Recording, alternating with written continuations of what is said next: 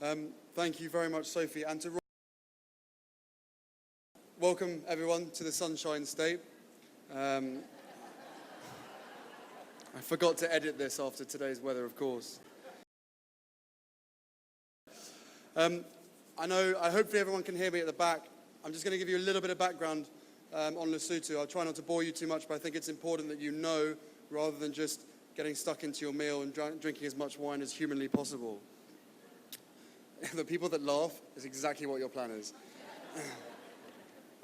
12 years ago, I made my first visit to Lesotho, hosted by Prince Seeiso, the Black Prince, who's sadly not here today. As we traveled across the country, I was amazed by its beauty, but I was also struck by the many children that I met whose lives had been torn apart by the loss of one or both parents to AIDS-related illnesses. Having lost my own mother 7 years before, I felt a profound connection to these children. In spite of the obvious differences in our lives, we shared the loss of a parent and that ever-present emptiness that could never be filled.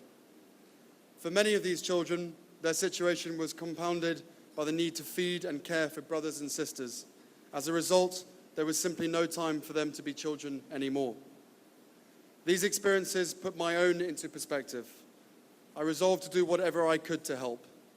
The result is our charity, Sentebale, meaning Forget Me Not in Sesotho, which Prince Seeiso and I founded together in memory of our mothers 10 years ago.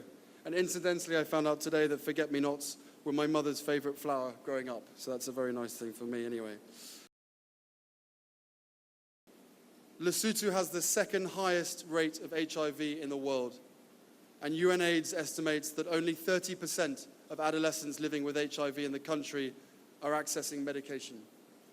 As a consequence, adolescent deaths as a result of HIV and AIDS and related illnesses are still rising in Lesotho. Across the region, the picture is equally concerning.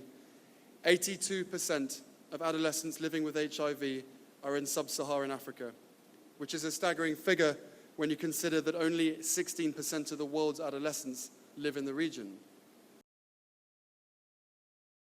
I really hope that all of you here tonight are not here just because it's such a wonderful event, but because you want to help some of the world's most vulnerable children and to give them the childhood and ultimately the future that they deserve. Thank you.